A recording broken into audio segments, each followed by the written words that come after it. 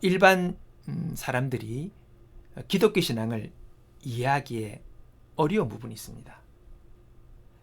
이 복음의 내용을 설명할 때에 우리의 일반 상식과 대치되는 부분이 있기 때문입니다. 이 말이 기독교 신앙이 상식이 이하냐 이런 말이 아닙니다. 오히려 우리의 상식을 뛰어넘습니다. 그래서 우리가 선뜻 쉽게 받아들이기가 어려운 것이죠. 하나님이 은혜로 너를 구원해 주신다. 이 말은 그냥 너를 구원해 주겠다는 겁니다. 어떤 조건과 대가 그거 없이 그냥 너를 구원해 주시겠다는 일방적인 선언이죠. 우리는 보통 인과율의 법칙을 기본적으로 우리가 생각합니다. 뭡니까? 원인이 있어야지 결과가 있는 거죠. 뭔가를 했기 때문에 결과가 나타나야 되는 겁니다. 모든 만물이 그렇게 움직이고 있다라고 우리는 생각하고 있는 것이죠. 은혜로 구원해 주신다. 나는 아무것도 안 했는데 어떻게 구원해 준다는 거냐? 이게 언뜻 우리가 받아들여지지가 않는 거예요. 이 말은 다시 말하면 공짜라는 말이에요. 공짜 좋지요. 우리 다 공짜 좋아하잖아요. 이 말은 다시 우리의 상식이나 우리의 어떤 본성과는 맞지 아니하는 복음의 선언인 것입니다. 뭔가 내가 자그만 뭐라도 해놓고 이걸 딱 내놓고 구원을 받는다면 당당하죠. 근거가 있죠. 그래서 우리가 선뜻 그 말씀을 받아들이기가 쉬워요. 내가 했으니까 결과가 나타나는 거죠. 근데 아무것도 없이 일방적으로 우리를 사랑하신다 그러고 구원해 준다니 우리가 이 말씀을 이해하기가 어려울 수가 있다는 겁니다. 그래서 바울이 복음을 전할 때에 지혜 있는 헬라인들은 이 복음을 어리석은 것으로 생각한다는 거예요. 유치하다, 말도 안 된다 이런 식으로 반응한다는 거예요. 근데 바울은 오직 십자가의 예수 그리스도만 나는 전한다. 그렇게 그는 다짐합니다. 어떤 논리나 타당성, 합당성, 인간의 어떤 자랑이나 노력이나 의로움을 근거로 구원을 받는 것이 아니라 오직 십자가의 예수 그리스도를 믿음으로 구원을 받는 이 사실을 그것도 배운 사람 아닙니까? 바울이 최고의 명문대학을 나오고 율법과 성경에 대해서 환히 꿰뚫었던 율법학자 아닙니까? 내가 다 내려놓고 오직 십자가 예수 그리스도만을 그가 받아들이기로 결단한다고 그 우리에게 이야기하고 있는 것입니다. 이사야 55장 1절에 보면 우리에게 은혜로 선물로 우리를 구원하신다는 말을 이렇게 표현합니다. 너희 목마른 자들아 물로 나오라. 돈 없는 자도 오라. 너희는 와서 사 먹되 돈 없이 값 없이 와서 포도주와 젖을 사라. 포도주를 먹고 너희가 젖을 먹어라. 얼마나 귀하고 맛있는 음식이냐. 근데 너희들이 돈 없어도 와라. 그냥 와서 사 먹어라. 준다는 거예요.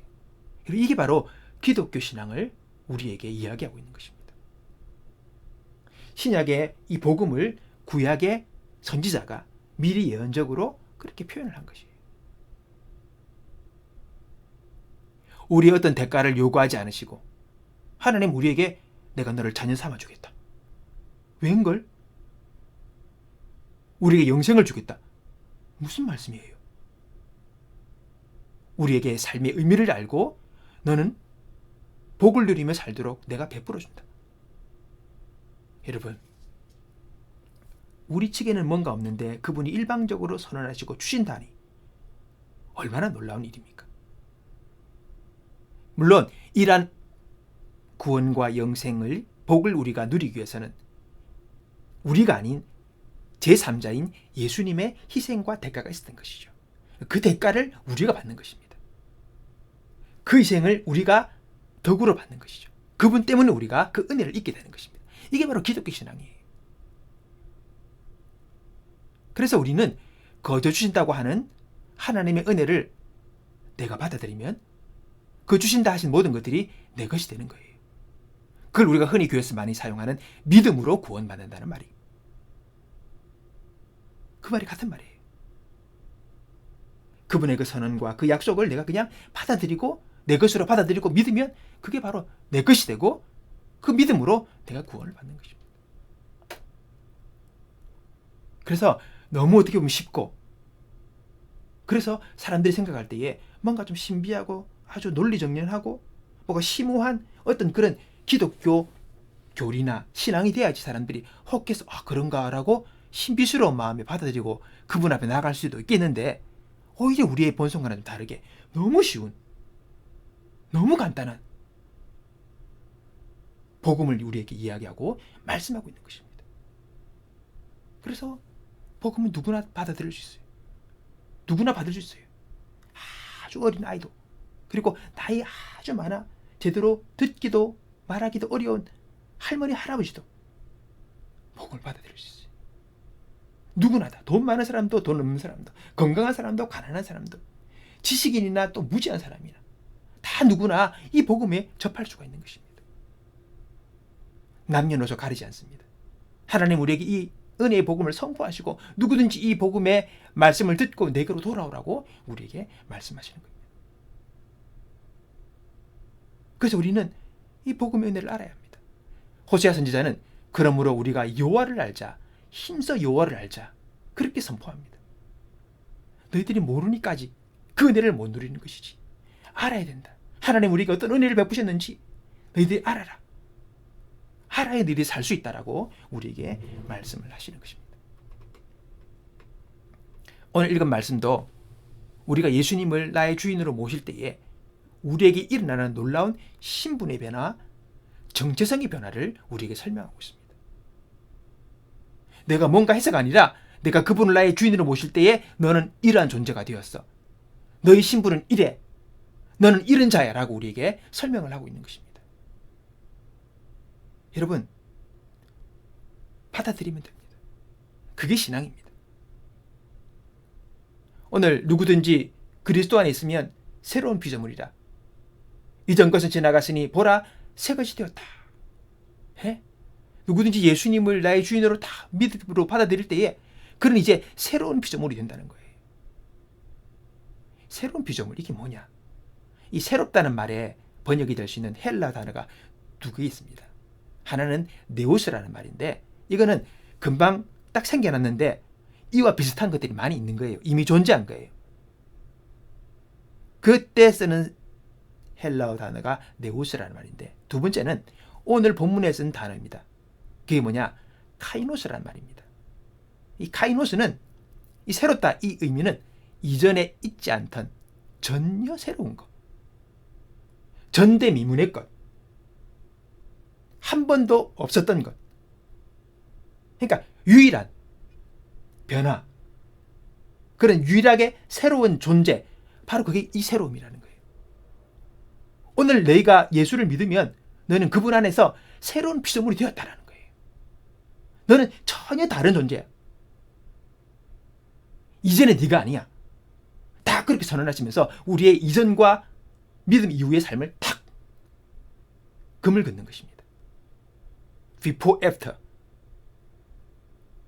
이런 식으로 완전히 우리를 다른 존재로 하나님이 우리를 바라보신다는 거예요. 그건 하나님이 우리를 바라보시는 하나님의 관점입니다. 그걸 이야기하는 겁니다.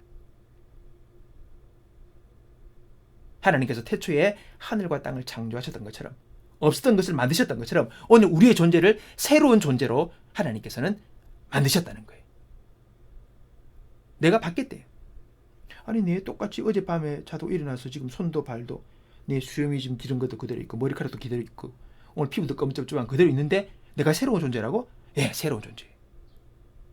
하나님은 나를 완전히 새로운 존재로 우리를 바라보신다는 거예요. 가장 기본적인 우리의 변화가 뭐냐? 이제부터 너는 나의 사랑하는 아들이요 나의 사랑하는 딸이라는 거예요. 이건 아주 혁명적인 변화입니다. 놀라운 변화입니다. 내가 어떻길래? 내가 뭐라고? 내가 왜 갑자기 사랑스러운 그분의 아들이요 그분이 딸이 된 거야? 내 뭐 한 거 없는데? 오늘 우리가 주님을 받아들인 즉시 하나님은 우리를 그렇게 바라보시는 거예요. 우리를 그렇게 여기시는 거예요. 나는 여전히 연약하고 여전히 마음에 이상한 생각도 많이 품고 행위도 여러 가지 나는 전혀 나쁜 행동도 하고 여러 가지 문제가 많은데 그래도 너는 나의 사랑하는 아들이다. 내 딸이다. 내가 너를 그렇게 삼는다. 말씀하시는 거예요. 하나님 나를 그렇게 보신대요. 나는 아직 내가 예전의 나인 것 같은데 하나님 나를 그렇게 바라보신다는 거예요. 기독교 신앙은 내가 뭔가를 열심히 해서 내가 노력해서 그럴듯한 성품과 인격과 행동을 갖추어서 그분의 아들로 딸로 인정받는 것이 아니라 하나님 나를 그렇게 바라보신다는 것을 내가 믿음으로 받아들여 이제 하나님의 자녀답게 살아가는 신앙의 삶이 이제 신앙 이후, 믿음 이후의 삶인 것입니다. 내가 노력해서 사랑하는 아들과 딸이 되는 것이 아니라 내가 하나님의 사랑하는 아들과 딸이 되었기에 아들과 딸의 모습으로 내가 이제부터는 그렇게 살아가는 것이 신앙 생활입니다. 믿음 이후에 우리가 이 땅을 살아가면서 이루어야 될 삶의 모습인 것이죠. 사랑하는 여러분, 여러분은 오늘 하나님의 사랑하는 아들이요 딸입니다. 하나님 우리 그렇게 말씀하시는 거예요. 사랑하는 재훈아, 너는 내 사랑하는 아들이다. 너무 귀하고 소중한 혜로가, 너는 나의 사랑하는 아들이다. 나의 사랑하는 딸 수은아, 나는 너를 너무 사랑한다. 오늘 주님 우리에게 예수님 안에서 이렇게 말씀하시는 거예요. 그게 여러분 우리가 쉽게 와닿지 않는 거예요. 내가 뭐라고? 여전히 문제가 많은데. 근데 하나님이 그렇게 우리를 여기시고 받아주신다고 말씀하시는 거예요. 그리고 로마서 5장을 보면 이제 우리가 그리스도 안에서 화목이 되었은즉 이제 예수 그리스도로 말미암아 하나님과 화목함을 누리자. 하나님과 우리 사이가 화목하는 사이가 됐다는 거예요. 예수님께서 하나님과 우리 사이에 불화의 모든 요소들을 다 십자가를 통해서 제거하신 거죠. 이제 다 뚫렸어요. 길이 열렸대요. 그러니까 뭐 어떻게 합니까? 이제 우리가 그분께 가야죠. 하나님 우리에게 이미 예수님을 통해서 그분이 우리 사랑하심을 보여주셨어요. 이제 우리의 반응이 중요한 거예요. 하나님, 저도 부족하지만 당신을 사랑합니다. 제가 엉망이지만 그래도 내가 당신의 아들답게 딸답게 제가 살아가길 원합니다. 여전히 나는 부족하고 실망스럽지만 끊임없이 당신 나를 사랑하신다 그러시고 내가 너를 버리지 않는다 하시고 내가 너를 향한 그 사랑은 세상의 어떤 피조물도 끊을 수 없는 어둠도 죽음도 마귀도 천사도 생명도 능력도 과거와 미래도 어떤 것도 그 사랑을 끊을 수 없다 하시면서 너는 그 사랑 안에 지금 있고 내가 그 사랑의 줄로 너와 나를 꽁꽁 묶고 있기에 나는 결코 버려질 수 없다라고 말씀하시는 그 일방적인 주님의 그 선언과 사랑 앞에 우리는 아멘하며 나아가는 것입니다. 이게 기독교 신앙이에요. 우린 그걸 알아야 합니다. 열심히 노력해서 하나님의 사랑받는 자녀가 되는 게 아닙니다. 여전히 실패하고 넘어지고 쓰러져도 여전히 하나님 나를 사랑하고 계십니다. 중요한 것은 내가 그것을 못 믿고 안 받아들이니 그 하나님의 사랑을 내가 느끼지 못하는 것이죠. 마음의 문을 열고 그 하나님의 일방적인 선언 앞에 복음의 선포 앞에 우리는 아멘하고 받아들이는 것이 필요한 겁니다. 여러분, 믿음은요 수용이에요. 수용. 받아들이는 거예요. 요한복음 1장에 보면 영접하는 자 곧 그의 이름을 믿는 자들에게는 예수님이 말하죠. 그러니까 영접하는 것과 믿는다니 같은 말이 이퀄이에요. 믿는 것은 열심히 내가 정신 집중해가지고 그래 믿어야지 이게 아니라 그냥 그 말씀을 수용하는 거예요. 받아들이는 거예요. 하나님의 그 말씀을. 너는 하나님의 자녀가 되었다. 내가 너를 사랑한다. 내가 너를 떠나지 않는다. 내가 너를 지도하겠다. 너를 내가 인도하겠다. 내가 너를 복주겠다. 이 모든 말씀을 그냥 수용하는 거예요. 그게 믿음이에요. 수용해서 내 것으로 받아들이면 내가 누릴 수 있는 능력과 힘이 되는 것입니다. 오늘 여러분 예수 안에서 하나님이 거저 주시는 은혜, 하나님이 우리에게 그냥 주시는 그 선물, 이것을 우리가 받고 누리며 살기를 원합니다. 이게 출발입니다. 우리 기독교 신앙에서 많은 오해 중에 하나가 뭐냐, 그래요. 기독교 신앙을 처음 접하고 교회 왔을 때에 많은 교회들이 그런 실수를 범합니다. 새신자들이 왔을 때에 그들에게 복음의 말씀, 하나님이 어떤 분이고 하나님 우리에게 어떤 말씀을 하셨고 어떤 약속을 하셨고 내가 예수를 믿음으로 어떻게 변화되었는지에 대한 어떤 신앙의 내용을 가르치기보다도 먼저 일을 시키는 거예요. 교회에서 봉사하게 만들고 열심히. 그래서 잘못 생각하는 사람들은 내가 봉사를 많이 하고 열심히 일을 하면 하나님 복을 주시나? 이런 식으로 생각을 한다는 거예요. 그건 기독교 기본 신앙이 아닙니다. 그렇게 하다가 또 신앙에 계속적으로 접해서 알아가는 과정이 있으면 좋겠죠. 그러나 주님을 알기보다는 먼저 어떤 일이나 행위, 봉사, 헌신을 통해서 자신의 믿음을 증명해 보이고 하나님 앞에 합당한 자가 되길 원하고 그리고 그분의 복을 받기 원한다면 여러분 영 얻길로 가는 것입니다. 그런데 많은 경우 그런 실수를 범하고 있습니다. 그러다가 봉사가 거쳐지고 사람들에게 실망하면 신학 떠나는 거예요. 이번에도 선교회 중에서 큰 선교회에 영향력이 있는 그 지도자의 또 문제가 돼가지고 한바탕 난리를 치지 않았습니까? 예? 그런 걸 보면 실망하는 거죠. 와, 저 사람 말 믿고 따랐는데 열심히 봉사하고 헌금도 많이 하고 했는데 가짜라, 사기를 쳤네, 불륜이네, 뭐 이래 되면 다 넘어가는 겁니다. 이야, 믿을 게 하나도 없구나. 신앙 등 돌리는 거죠.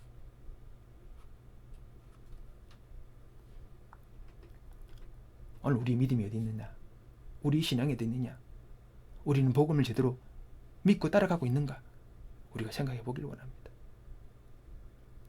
오늘 우리가 하나님의 자녀가 되었어요. 그분의 사랑받는 자녀가 되었어요. 자, 이제 어떻게 살아가야 되겠습니까? 오늘 내가 예수를 믿는다고 하지만은 여전히 내가 넘어지죠. 쓰러집니다. 여전히 죄를 사랑하는 마음도 있고 내가 변화됐다는데 왜 내가 생활이 확 안 바뀌지? 여러분, 우리가 육신을 입고 있잖아요. 육신을 입고 있는 한은 우리의 옛 본성도 자리를 잡고 있습니다. 완전한 성화와 구원이 이루어지지 않았기에 그것은 주님 나라 가야 돼요. 그래서 주님 나라 가기 전까지는 죄의 유혹은 항상 우리를 도사리고 있습니다. 그 죄의 유혹에 내가 걸려 넘어가느냐 넘어가지 않느냐 그것은 우리의 결정입니다. 오늘 내가 믿음이 성장하고 내가 성숙하게 되면 그것들을 더 쉽게 이겨나갈 수 있죠. 왜? 이제는 더 이상, 예전에는 내가 죄의 종이었어요. 우리 육신의 본성과 우리의 죄성의 본성이 우리를 유혹할 때 그냥 넘어가는 거예요. 생각할 가치도 없어요. 그냥 넘어가는 거예요. 내가 하고 싶은 대로, 원하는 대로. 근데 이제 우리가 예수를 믿게 될 때 우리 안에 새 본성이 생겨났어요. 바로 예수님의 마음이에요. 거듭난 영혼이에요. 그게 내 안에 생겨났어요. 이 본성은요, 어떡합니까? 하나님의 뜻을 따르기 원하고 그분의 뜻을 따라 살기 원하고 그분과 교제하고 순종하기 원하는 마음의 갈망을 그 마음이 우리에게 주는 거예요. 미약하나마 주님을 따르고자 하는 그 마음이 내 안에서 생겨나기 시작한 거예요. 언제부터인지 모르겠는데 그런 마음이 조금씩 일어나는 거예요. 처음에는 연약해서 쉽게 그 마음이 좌절되기도 하고 그 마음이 무너지기도 합니다. 그러나 그 마음이 일어난 거예요. 이건 거듭난 마음이에요. 거듭나지 않은 사람은 이런 생각 자체가 없습니다. 하나님 우리에게 부어주신 예수님의 마음이에요. 그럼 우리가 믿는다면 잘 이겨야 되겠는데 잘 못해요. 왜 그렇습니까? 아직도 그렇게 우리가 연약함이 있고 육체를 입고 있기 때문에 그 유혹은 항상 도사리고 있습니다. 뭐 어떻게 하면 이깁니까? 흰 개와 검은 개가 있습니다. 우리 흔히 보면 흰 개는 좀 착한 개, 검은 개는 나쁜 개, 이런 좀 약간 선입견들이 있죠. 자, 두 개가 있어요. 두 개가 싸워요. 어느 개가 이기느냐? 선이 이기 안 되겠나? 흰 개가 이길까? 까만 개는 독하기 때문에 또 싸워서 악랄하게 물어뜯으면 이길 수도 있어. 어느 개가 이길까? 정답은 밥을 주는 개가 이긴다는 거예요. 밥을 주는 개. 밥을 줘서 개가 힘이 나면 강하게 싸워 이길 수가 있는 거예요. 우리도 옛 본성이 있고 주님이 주신 새로운 본성이 있습니다. 새 마음이. 두 마음이 싸워서 어떻게 합니까? 이기려면 여러분 어디에 우리가 힘을 실어주는 건가요? 새 본성에 우리가 힘을 실어줘야죠. 어떻게 밥을 줍니까? 예, 기도와 말씀으로 밥을 주는 거예요. 그럼 우리의 새 본성이 힘을 얻어요. 거듭난 마음이 힘을 얻어요. 강해져요. 굳세져요. 그래서 그게 굳세지고 강해지고 은혜에 충만할수록 쉽게 유혹을 이기는 거예요. 꺼져라. 예수 이름으로 물러가라. 나는 절대 그 일을 하지 않을 거다. 마음에 단호함들이 있는 거예요. 기도와 말씀으로 영향을 공급하면 새 본성이 힘을 얻어 이기는 생활, 승리하는 생활을 해나가는 거예요. 그렇게 되면 마귀는 우리를 죽이고 도둑질하고 멸망시키려고 하지만 새 본성은 우리의 삶을 이끌 때 우리의 삶이 풍성한 승리가는 의미 있는 보람 있는 기쁨이 있는 만족이 있는 삶으로 우리를 이끄시는 거예요. 그걸 주님이 원하시는 거죠.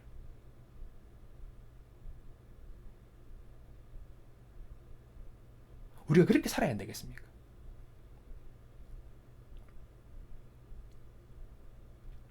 하나님 우리를 오늘 그러한 삶으로 부르시는 거예요. 오늘 우리 이 삶을 통해서 하나님께서 영광을 받기 원하시는 겁니다. 믿음으로 살아가는 우리들의 모습. 그걸 보고 주님이 기뻐하실 뿐만 아니라 또 다른 누군가가 오늘 우리의 삶을 보고 영향을 받고 감동을 받을 수 있는 거죠. 오늘 우리는 그리스도 안에서 많은 것들을 얻었습니다. 이걸 우리는 알아야 합니다. 그리고 우리에게 주어진 이것들을 믿음으로 우리가 온전하게 누릴 수 있어야 합니다. 성경에 보면 우리가 그리스도 안에서 누리게 되는 것들이 많이 기록되어 있는데 이런 말씀들이 있어요. 우리는 우리를 사랑하시는 이로 말미암아 넉넉히 이긴다. 네? 우리가 세상을 이긴다는 거예요. 죄를 이긴다는 거예요. 마귀를 이긴다는 거예요. 죽음을 이긴다는 거예요. 그리고 우리가 모든 것을 가능하게 하시는 주님 안에서 우리가 어려움 중에도 기뻐할 수가 있는 거예요. 빌립보서 4장 13절. 그런 힘들이 우리에게 주어진 거예요. 또 우리는 그리스도 안에서 사랑받고 용서받으며 이제 안전합니다. 우리는 그리스도 안에서 그분의 입양된 아들과 딸이 되었습니다. 양아들이요, 양딸이 된 겁니다. 또 우리를 의롭게 하셨답니다. 우리를 구속하셨답니다. 우리는 하나님과 화목되었다고 합니다. 우리는 그분에 의해서 지명되어 선택된 존재라고 말씀하십니다. 우리는 그리스도 안에서 승리하고 기쁨과 평화로 가득하고 진정한 삶의 인생의 의미를 부여받습니다. 다 이게 그리스도 안에서 우리에게 주어지는 거예요. 이걸 내가 믿음으로 받아들인 거예요. 다 이것이 예수 그리스도의 구속 사역을 통해 우리 가운데 주어지게 되는 것입니다. 은혜로, 선물로. 할렐루야. 신앙생활은 하나님이 우리에게 주신 선물을 받아들임으로 시작되는 겁니다. 내가 뭐가 해서가 아닙니다. 하나님의 것을 내가 수용함으로 영접하는 자, 곧 그 이름을 믿는 자, 그들에게는 하나님의 자녀가 되는 권세를 주신다. 여러분, 오늘 우리가 주님의 말씀을 받아들입시다. 하나님의 선포를 우리가 듣고 받아들입시다. 그걸 나의 것으로 삼고 내가 그리스도 안에서 새로운 존재가 되었음을 내가 기억하고 이제는 새로운 존재답게 살아가는 은혜의 삶이 이제 남은 우리의 생 가운데 있게 되기를 원하는 것입니다.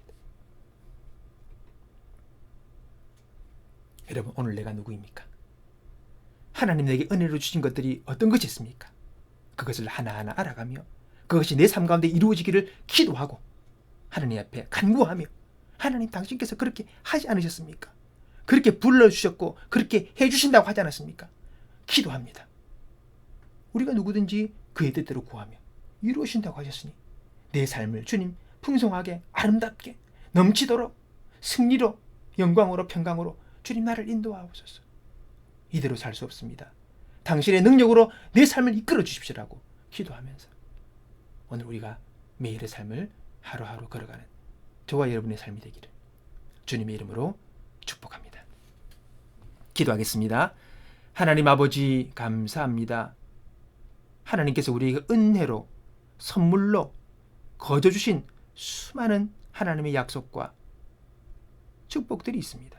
주여 이건 내 마음에 받아들이게 하시고 이제 당신의 복을 받은 사랑하는 아들과 딸로 제가 살아가게 하시고 하나님 아들과 딸로 살아감에 있어서 부족하고 연약한 것들 하나님의 성령의 도우심과 주님의 능력 아래서 우리가 이 땅을 살아갈 때에 승리하는 생으로 살아갈 수 있도록 도와주옵소서.